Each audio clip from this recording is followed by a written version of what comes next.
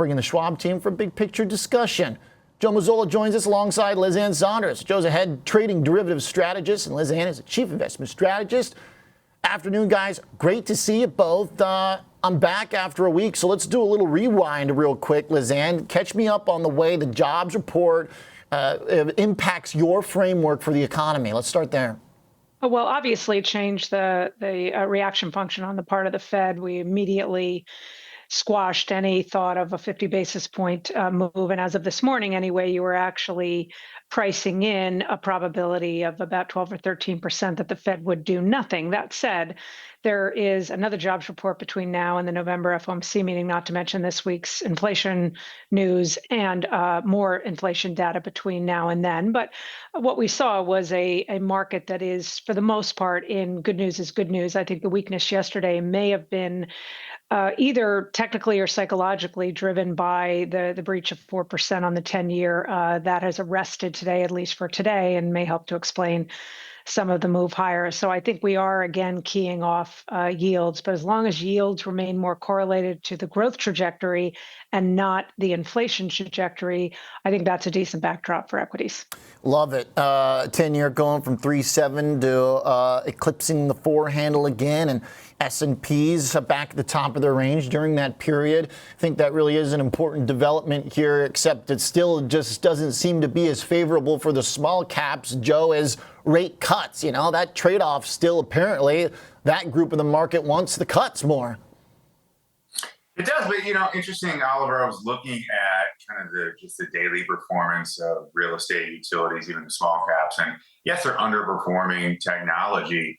But on a day, where yields are holding up, the 10-year yield is at 4.03, which is, like you said, that's a decent jump from where we got last week. It's interesting to see just kind of how well those components are holding up. I look at one other thing, though, Oliver, and that's what else is holding up, and that's the VIX. And so even though the VIX is coming quite a bit today, it's still above 21. And I'm looking at a 21 VIX. I'm looking at a market that's trading 21 times forward earnings, and I'm looking at a 21% year-to-date gain on the S&P 500. And I keep saying to myself, something's got to give, right? So who knows what that's going to be, but I think we'll get some decent insights towards the end of the week when earnings kind of kick off in earnest. Yeah, VIX generally up while stocks have held in firm. So I really like that observation. It always seems like there's something interesting brewing when that builds up.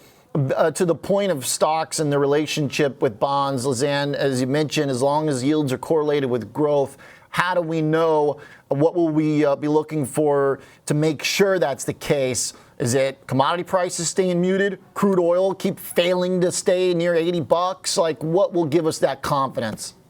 So I think that's absolutely necessary for headline levels of inflation to see a continued sort of easing in some of the concerns with regard to oil prices. I also think this week's inflation data, CPI and PPI, and the combination, and watching what the sort of reaction is on the part of Treasury yields, and then in turn, market behavior could give you a sense of whether we'll maintain that positive correlation between yields and stocks, because that's a newer phenomenon. We've been in this environment of an inverse correlation between yields and stocks, and that was in play during the elevated portion of inflation and even in the disinflationary period until recently. And I think it was the shift on the part of the Fed, not fully away from their inflation mandate, but decision-making driven maybe a bit more by the labor market part of their mandate. And that essentially changed that correlation such that higher yields, as long as it was alongside better growth prospects,